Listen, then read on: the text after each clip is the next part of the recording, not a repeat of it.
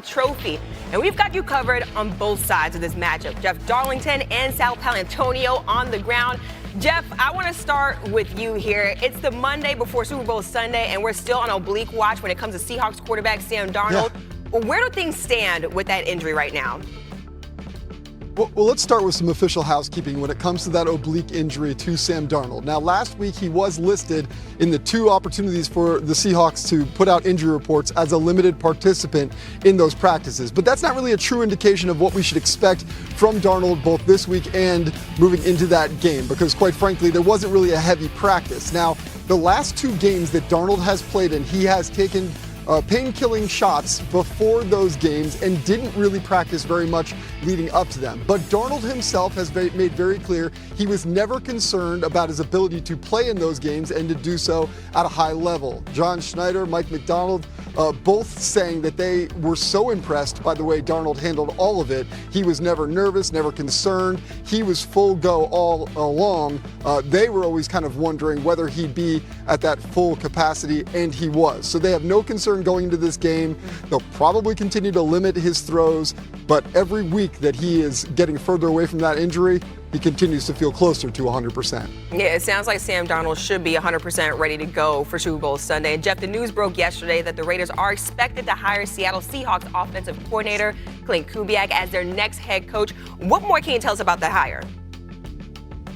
Well, I can tell you part of the reason why the Raiders made that hire is exactly what Clint Kubiak has done leading up to this game, and something that has defined this Seahawks team and ultimately led to Kubiak getting that job is the way that he transitioned throughout this season to make this the best offense it could be. If you go back to that Week 11 loss to the Rams, you saw a team that was dealing with too many turnovers, 4 interceptions by Darnold in that game, and suddenly they transitioned to a more run-centric offense. That is something that the Raiders took note of as they watched this become one of the best run offenses in the NFL. They obviously still lean on Darnold heavily, but they have gotten to the point where they know exactly what their identity is. This offense under Kubiak has thrived. That is something that the Raiders believe they will get out of their coach after this game on Sunday. Yeah, Jeff Darlington getting us set for the Super Bowl on the Seahawks side. Thanks so much right there, Jeff. Matt, what you got?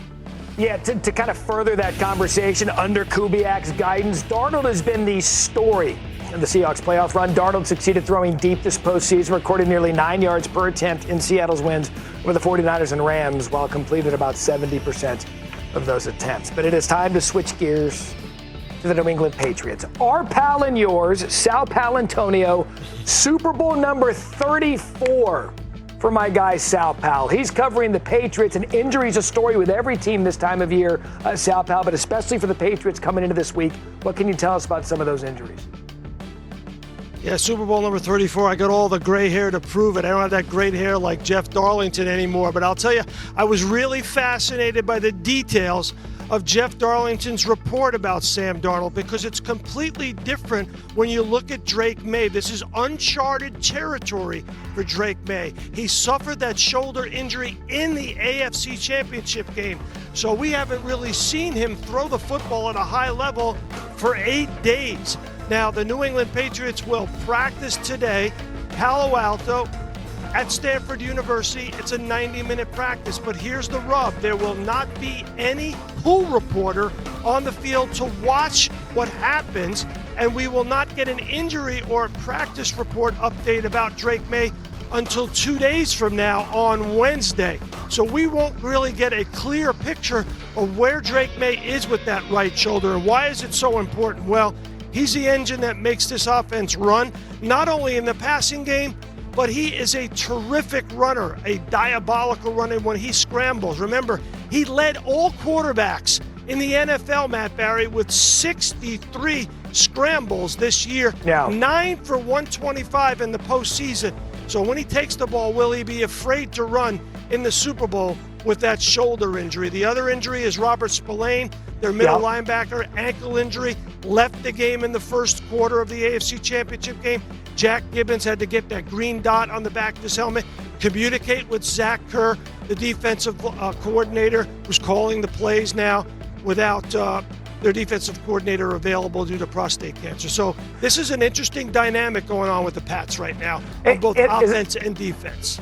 And I said it a minute ago, you've been to so many Super Bowls. With the Pats handling practice, is this normal how they're handling it this week? Is there anything unique the way that they're going to be doing it? Well, what's different is, it's a bonus practice for the Patriots today because they don't normally practice on Mondays during the regular season unless there's a bye. So Mike Vrabel calls it a bonus practice. So they'll have an extra practice today, and then Tuesday, and then Wednesday, the normal practice that you would have. And during this week, what they're going through is obviously third down situation on offense and defense, and of course red zone, and of course goal line, something that Mike Vrabel learned from Bill Belichick. Mike Vrabel's been and won 3 Super Bowls with Bill Belichick. Josh McDaniels been in 9 Super Bowls. So these guys know the drill. They know what they're doing when they come to the Super Bowl. It's all about, really, though, important injuries on both sides of the ball, how they handle the rest and the recovery of these key players on offense and defense, Drake May and Robert Spillane. No one knows Super Bowl protocol week more than our Sal pal Antonio. Can't wait to see you out there coming up later this week in the Bay Area. He's got the latest on the head coaching vacancies unofficially filled after the Raiders and Cardinals made hires on Saturday. Raiders have to wait until the Super Bowl to make things official with Clint Kubiak. That's where this thing's headed. And the Cardinals announced Rams offensive coordinator Mike LaFleur is their new head coach. Everyone trying to find that young offensive coach that comes from a coaching tree. That's what the Cardinals did as we welcome in our NFL insider, Dan Graziano. Okay, Graz, what can you tell us about the Cardinals, how they zeroed in on LaFleur as their next head coach? Yeah, you mentioned coaching tree. He's coached under Kyle Shanahan. Obviously, Sean McVay did a brief stint with the Jets as offensive coordinator, which is his experience as a play caller. But, he was somebody the Cardinals had interest in early on. They interviewed him twice. The last step in their process was they, along with the Raiders, interviewed Clint Kubiak over the weekend. Once Kubiak was headed to the Raiders, this was the final move to be announced. But yes, a young, offensive-minded head coach, first-time head coach who has the pedigree, certainly, coming from that Sean McVay and Kyle Shanahan tree, will be doing this for the first time with an uncertain quarterback situation. There you go, because with Arizona, that conversation stops and starts with Kyler Murray, the number 1 overall pick in 2019. Been some highs, been a lot of lows. What do you think the future holds for Kyler Murray after this decision was made to hire LaFleur? So I think the feeling ever since about mid-season when Jacoby Brissett took over, Kyler Murray got hurt, was that the Cardinals were planning to move on from Kyler after the season. And when you talk to people around the league, that still seems to me to be the expectation. I think they would love to be able to trade him, but roughly $40 million in fully guaranteed money this year. And if he's on your roster third day of the league year, then his $19.5 million salary for next year, 2027, becomes fully guaranteed. So hard to see a team wanting to trade for that. If they are moving on, as expected, the Cardinals would have to release Kyler Murray prior to the third day of the league year to avoid that 2027 guarantee. He would then become a free agent, be able to sign with anybody, and we could go through any list we want about teams that might be interested in a veteran quarterback this offseason. And, Graz, I would imagine that question with LaFleur during the interview process has to come up, right? No question about it. Absolutely. I mean, the team, the GM, Monty Ossenfort, is not new. He knows what the plan is for Kyler Murray, and you want to make sure your incoming head coach is on board with it. So whatever the plan is, obviously Mike LaFleur takes this job with eyes open. All right, Graz, good stuff. Thank you. Yep. All right, NFL draft analyst Matt Miller has a new 2-round mock draft on ESPN.com today. Miller has 2 quarterbacks taken over the first 2 rounds, Fernando Mendoza at number 1 and Ty Simpson at 44 to the Jets. That would mark the fewest QBs in the first 2 rounds since 2022. 4 teams hold multiple first-round picks. The Browns, Cowboys, Rams, and Jets each have multiple first-rounders, with the Jets slated to pick twice in the top 16. Here's Miller's top 10 with 2 Miami Hurricanes in the top 4 and a pair of Ohio State Buckeyes at 5 and 7. Notre Dame's Jeremiah Love is Miller's number 1 overall player. All right, Matt Miller's mock draft dropped on Groundhog